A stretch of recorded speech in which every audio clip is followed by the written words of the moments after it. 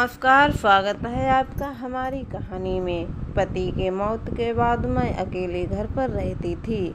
30 साल की उम्र में मैं विधवा हो गई थी।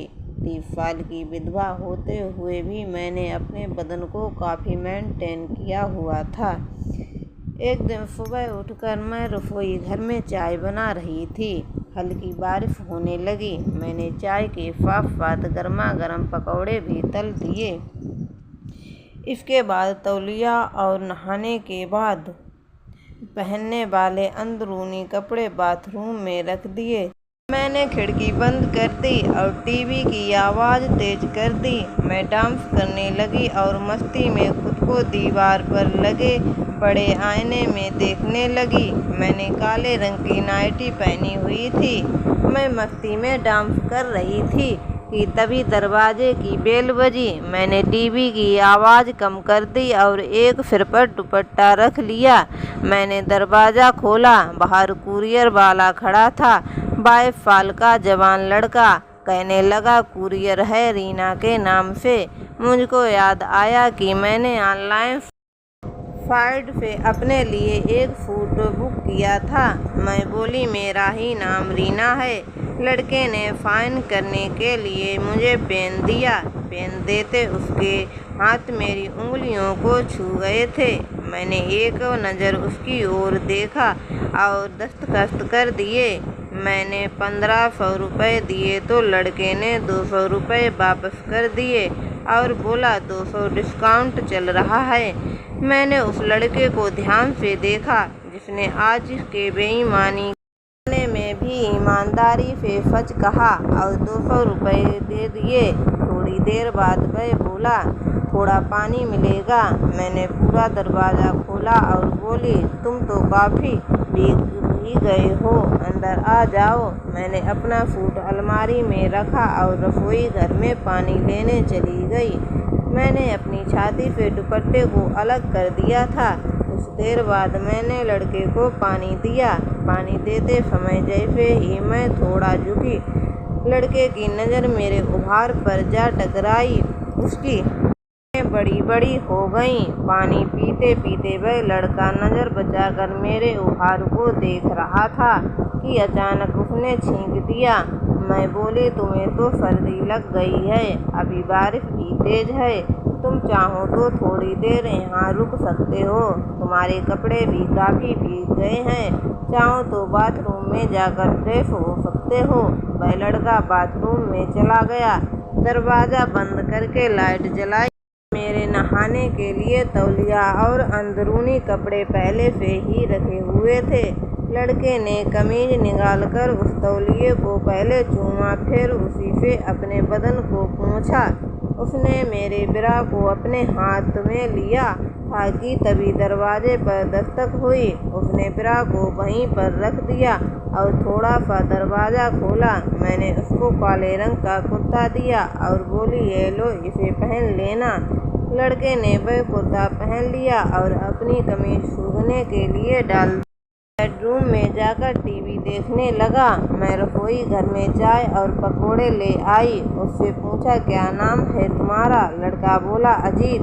उसने मुझे पूछा कि कौन कौन रहता है आपके साथ? सिर्फ मैं, आपके पति, उसकी मौत हो गई है।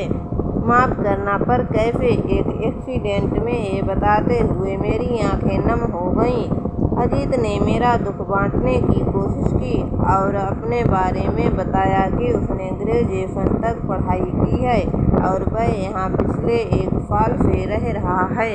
जब उसे कोई नौकरी नहीं मिली तो उसने कुरियर कंपनी में नौकरी शुरू कर दी। हम दोनों को बात करते करते 1 घंटा हो गया था। मैं अजीत को अपनी शादी की तस्वीरें दिखाने लगी।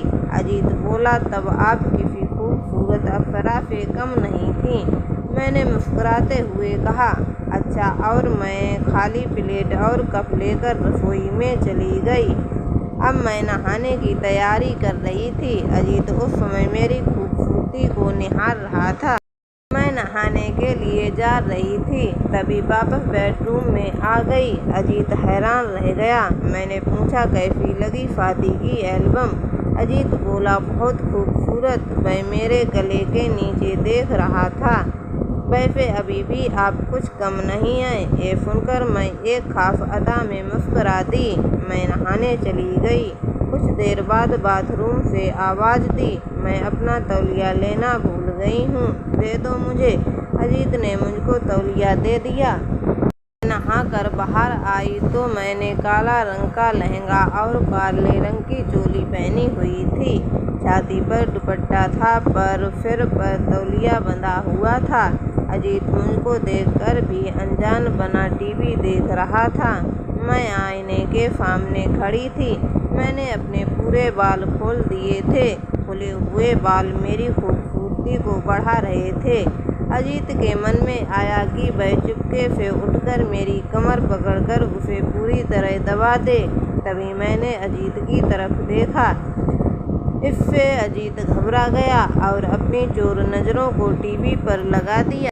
कुछ देर बाद मैं अजीत के पास आकर बैठ गई और उससे बात करने लगी। बीच बीच में अजीत का हाथ मेरे हाथ को छू भी जाता था, पर मैंने बुरा नहीं माना। इससे अजीत की हिम्मत बढ़ गई और अब वह जानबूझकर मेरे हाथ को छूने लगा। इसी तरह दोपहर के 1 बज गए। बारिश धीमी हो गई थी। हम दोनों खाना खाने लगे। अजीत ने पूछा, आप दोबारा शादी क्यों नहीं कर लेती? मैं बोली, तुमने क्यों नहीं किया अभी तक? माँ तो कई बार जिद करती हैं शादी के लिए, पर मैं ही टाल देता हूँ कि अभी तक कोई लड़की पसंद नहीं आई। जब पसंद आएगी तो कर लूँगा। तो कैसी लड़की पसंद है तुम्हें? मैंने पूछा। वही जो आपकी तरह समझदार हो, घरेलू काम जानती हो, जो मुझे रोज़ रोज़ गर्मा गर्म चाय और बिल्कुल आप जैसे पकोड़े बनाकर खिला सके। मैं उसका भाव समझते हुए बोली, मैं तो तुमसे 8 साल बड़ी हूँ और विधवा भी हूँ। अजीत बोला, तो क्या हुआ, पर क्या तुम्हारे माता पिता मानेंगे? अरे शादी मुझे करना है या मम्मी पापा को?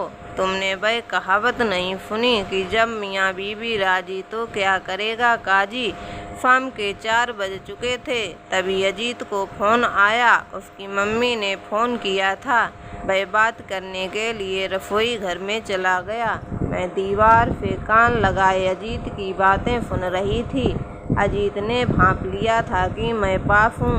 तभी अजीत बोला, मम्मी, नहीं मम्मी, अब लड़की देखने की ज़रूरत नहीं है। मुझे एक लड़की पसंद है। ये सुनकर मैं शर्मा गई और नज़र बचाकर अजीत को देखने लगी। उसके बाद अजीत ने फ़ोन काट दिया। मैं पीछे से आकर उससे लिपट गई। अजीत ने मुझे अपनी बाहों में भर लिया।